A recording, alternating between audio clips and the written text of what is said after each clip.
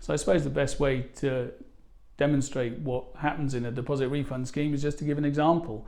If I go to a shop and I want to buy a can of a drink, I'll get charged a small amount extra on the drink that I'm buying, and basically I get charged that on the basis that I only get it back if I return the container to either a retailer or a central counting centre, depending upon the nature of the system.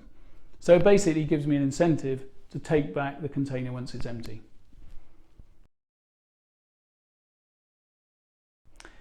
Deposit refund schemes are a good idea because they give an incentive to the consumers to increase the amount of containers that are taken back to be recycled or in some cases reused.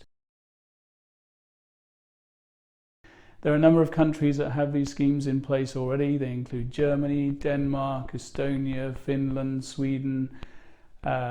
Lithuania has recently adopted. Cyprus is looking at this. Malta is looking at this. Croatia already has a system in place. Italy has recently issued a decree saying it will look at this. And we're looking at it in Scotland, and we've sort of looked at it in the past in the UK. I think there are a few reasons why this hasn't happened in the UK. It's partly because there are still some concerns which are being raised by people who think they're going to be affected negatively by the scheme. Amongst these we can list the municipalities, but when we've looked at this we can see that the municipalities tend to be net beneficiaries because they spend less on cleaning up litter, they spend less on throwing stuff away in terms of disposal costs. And so even though they might lose some revenue from the recyclables that they would otherwise have collected themselves, the savings that they're making outweigh those, and so they're actually net beneficiaries.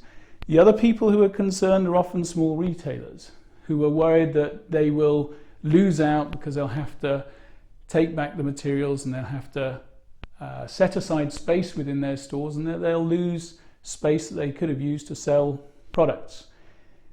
In these schemes though, the well-managed ones, the retailers are refunded a handling fee in lieu of the role that they play in taking the beverage containers back.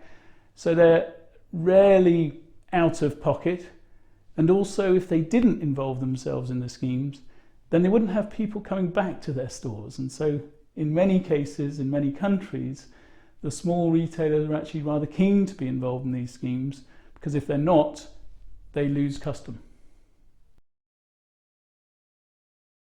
So I think we really need to look at this. We know we have a problem with litter in this country.